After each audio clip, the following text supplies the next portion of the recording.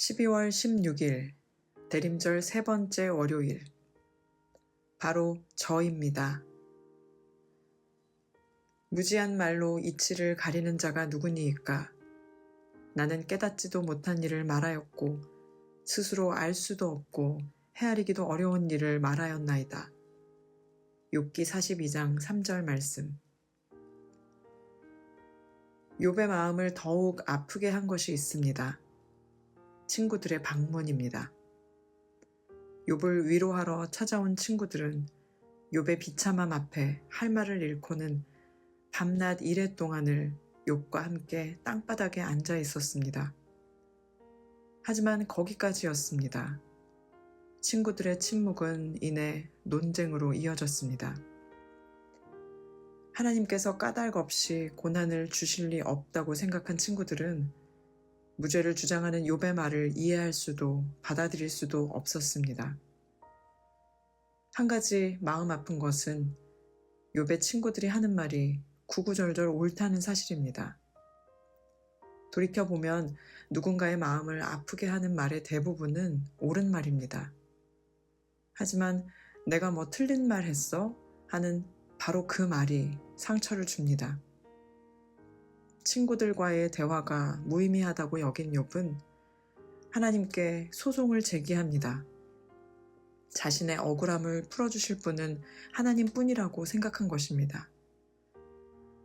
마침내 하나님이 폭풍 가운데 나타나십니다. 그리고 욥이 원하는 판결을 내리는 대신 수많은 질문을 쏟아놓으십니다. 내가 아느냐라고 끝없이 이어지는 하나님의 질문 앞에 욥은 할 말을 잃습니다. 어느 것 하나 대답할 수가 없었습니다. 마침내 욥은 잘 알지도 못하면서 감히 주님의 뜻을 흐려놓으려 한 자가 바로 저입니다 하며 항복합니다. 욥의 항복 선언은 하나님께서 그에게 첫 번째로 던지신 질문에 대한 답이었습니다. 욥의 고백처럼 잘 알지도 못하면서 감히 주님의 뜻을 흐리려고 한 자가 바로 우리입니다. 그것을 인정할 때 주님은 우리를 새롭게 만나주실 것입니다. 지난주와 지지난주에 걸쳐 저희 아들의 학교 기말고사가 있었습니다. 그런데 수목금 시험을 보고 월화는 시험을 못 봤습니다. 잘 못 본 게 아니라 아예 볼 수 없었습니다. 금요일에 시험을 마치고 몸이 안 좋아 병원에 갔더니 수두 진단을 받은 것입니다. 당시만 해도 월요일에 학교에 가서 분리되어 시험을 볼 수 있을 줄 알았는데 학교에서는 전염성이 있다고 해서 등교를 금했습니다. 이건 학교의 재량이 아니라 교육부의 방침이라고 했습니다. 저희 아들은 성적이 탁월한 아이는 아니지만 그래도 참 열심히 공부하는 친구입니다. 저는 그 사실 자체로 참 좋았습니다. 그리고 고등학교 1학년 마지막 시험을 잘 보기 위해 정말 열심히 노력하는 모습을 지켜볼 수 있었습니다. 그래서 더욱 실망하는 아들의 모습을 보면서 아비로서 마음이 아팠습니다. 하지만 아들과 저는 이 일을 통해 얻은 교훈이 있습니다. 우리가 아무리 노력하고 애를 써도 그것이 우리의 뜻대로 움직여지지 않을 수 있다는 것입니다. 그것은 허무주의를 말하려는 것도 아니고 그렇기 때문에 노력하지 않겠다라는 다짐을 하는 것도 아닙니다. 세상을 산다는 것은 내가 그 세상을 다 조종할 수 없다는 것을 인정해야 될 때가 있습니다. 그것은 우리의 노력과 게으름, 성공과 실패, 최선과 설렁설렁 그 모든 것을 뛰어넘는 역사를 주관하시는 우리의 인생을 이끄시는 하나님의 존재를 인정하는 것이었습니다.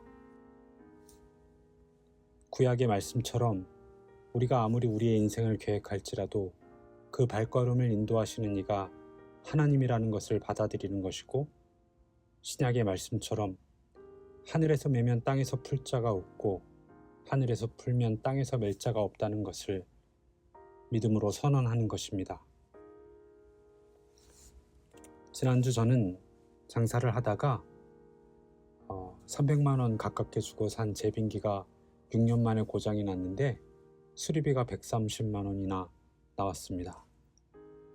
또 그 주에 상가 임대료는 재계약 과정에서 법정 최대 금액으로 인상되었고